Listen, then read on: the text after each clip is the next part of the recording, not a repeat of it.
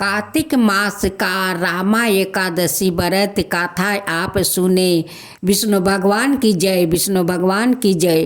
प्राचीन काल में मुचुक कुंड नाम का एक राजा था। उसकी इंद्र के साथ मित्रता थी और साथ ही यम, कुबेर, वरुण और विभीषण भी उनके मित्र थे।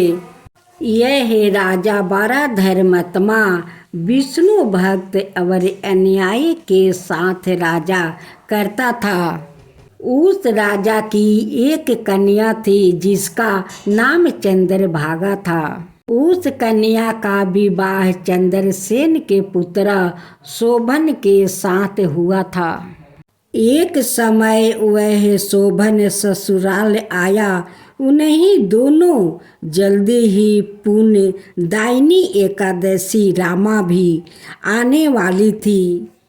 जब व्रत का दिन समीप आ गया तो चंद्रभागा के मन में अत्यंत सोच उत्पन्न हुआ कि मेरे पति अत्यंत दुर्बल है और मेरी पति की आज्ञा अति कठोर। दशमी को राजा ने ढोल बजवाकर सारे राज्य में यह घोषणा करवा दी कि एकादशी को भोजन नहीं करना चाहिए। ढोल की घोषणा सुनते ही शोभन को अत्यंत चिंता हुई और अपनी पत्नी से कहा कि हे प्रिय, अब क्या करना चाहिए? मैं किसी प्रकार भी भूख सहन नहीं कर सकूंगा। ऐसा उपाय बताओ कि जिससे मेरा प्राण बच सके। अनाथ मेरा प्राण अवश्य चले जाएंगे। चंद्रभागा कहने लगी कि हे स्वामी, मेरे पिता के राज्य में एकादशी के दिन कोई भी भोजन नहीं करता। हाथी, घोड़ा, ऊंट, बिल्ली, गऊ आदि वितरित अन्न, जल आदि ग्रहण नहीं कर सकते। फिर मनुष्य का तो कहना ही क्या है। यदि आप भोजन करना चाहते हैं तो किसी दूसरे स्थान पर चले जाए, क्योंकि यदि आप यही रहना चाहते हैं तो आपको अवश्य व्रत करना पड़ेगा।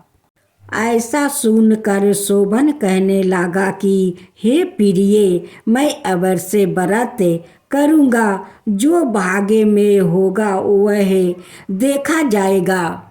इस प्रकार से विचार कर शोभन ने व्रत रख लिया और वह भूखे वह प्यासे अत्यंत पीड़ित होने लगा। जब सूर्य नारायण अस्त हो गए और रात्रि को जागरण का समय आया, जो वैष्णवों को अत्यंत हर्ष देने वाला था, परंतु शोभन के लिए अत्यंत दुखदायी हुआ। प्रातःकाल होते शोभन के प्राण निकल गया। तब राजा ने सुगंधित कष्ट से उसका दाह संस्कार करवाया, परंतु चंद्रभागा ने अपने पिता की आज्ञा से अपने शरीर को दग्ध नहीं किया और शोभन की अंत्येष्टि क्रिया के बाद अपने पिता के घर में ही रहने लगी। रामा एकादशी के प्रभाव से शोभन को मंदराचल पर्वत पर धन्य धन्य से युचित तथा सुतराओं से रहित एक सुंदर देवपुर प्राप्त हुआ। वह अत्यंत सुंदर रतन और वैदुमणि जटित स्वर्ण के खंभे पर निर्मित अनेक प्रकार की स्फटिक मणियों से सुशोभित भवन में बहुमूल्य वस्त्र भूषणों तथा चंदबर से विभूषित गंधर्व और अप्सराओं से युक्त सिंहासन पर अरूर ऐसा शोभाये मान होता था, मानो दूसरा इंद्र विराजमान हो। एक समय मुचुक कुंड नगर में रहने वाले एक सोम शर्मा नमक ब्राह्मण तीर्थ यात्रा करता हुआ घूमता घूमता उधर जा निकला। उसने शोभन को पहचान कर कि यह तो राजा का जमाई शोभन है, उसके निकट गया। शोभन भी उसे पहचान कर अपने आसन से उतारकर उसके पास आया और प्रणाम दी करके कुशल प्रश्न किया।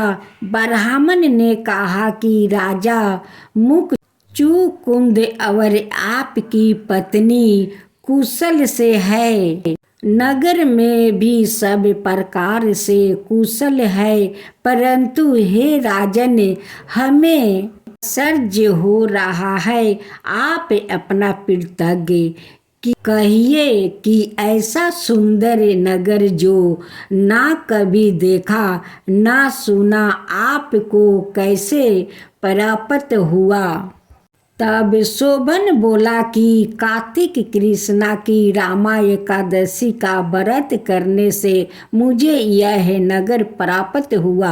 आश्चर्य है, यह आश्चर्य हो जाए ऐसा उपाय कीजिए। ब्राह्मण कहने लगा कि हे राजन, यह आश्चर्य क्यों नहीं है और कैसे इस तरह हो सकता है, आप बताइए, फिर मैं अवश्य मैं वह उपाय करूँगा। मेरी इस बात को आप मिथ्या ना समझाइए। शोभन ने कहा कि मैंने इस व्रत को श्रद्धा रहित होकर किया है, अत यह सब कुछ अस्थिर है।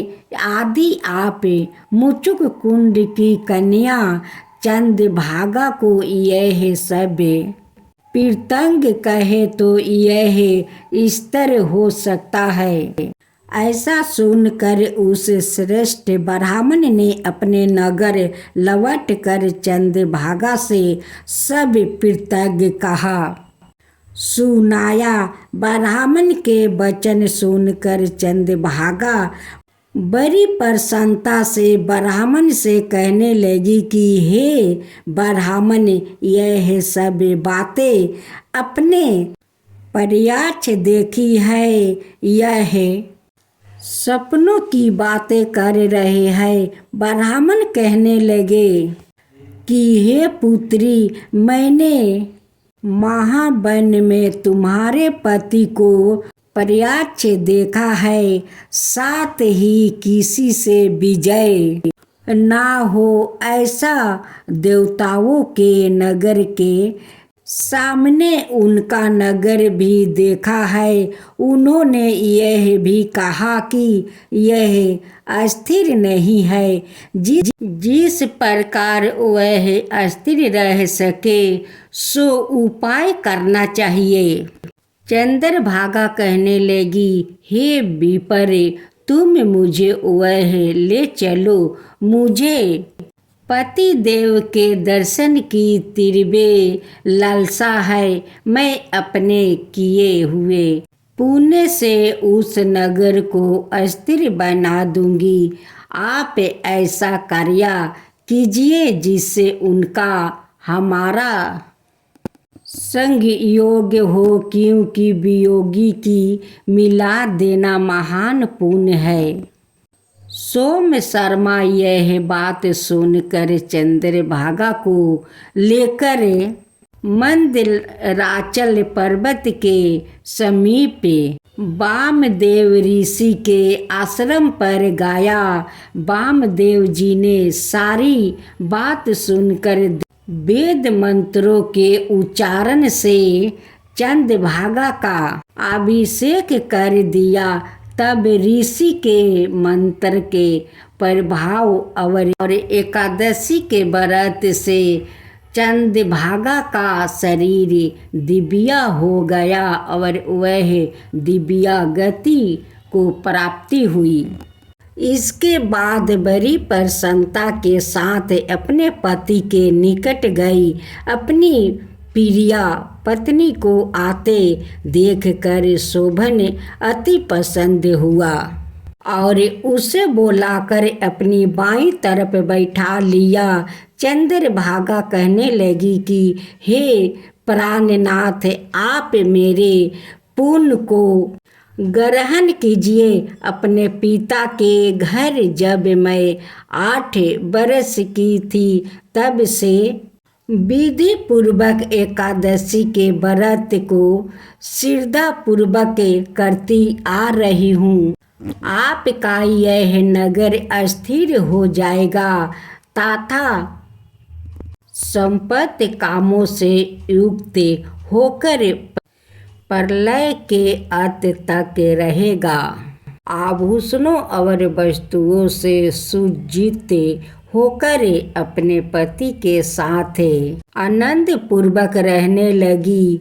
हे राजन, ये मैंने रामा एकादशी का महात्म्य कहा है। जो मनुष्य इस व्रत को करते हैं उनके ब्रह्म हत्यादि संपत्ति पाप नष्ट हो जाते हैं। कृष्ण पक्ष और शुक्ल पक्ष दोनों की एकादशी समान है, इसमें कोई भेदभाव नहीं है, दोनों समान फल देती है।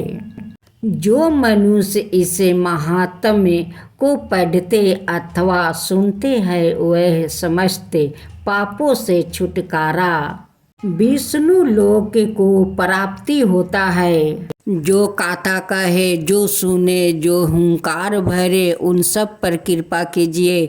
हे विष्णु भगवान, सब पर कृपा कीजिए। हे विष्णु भगवान, जय विष्णु भगवान, जय विष्णु भगवान, जय एका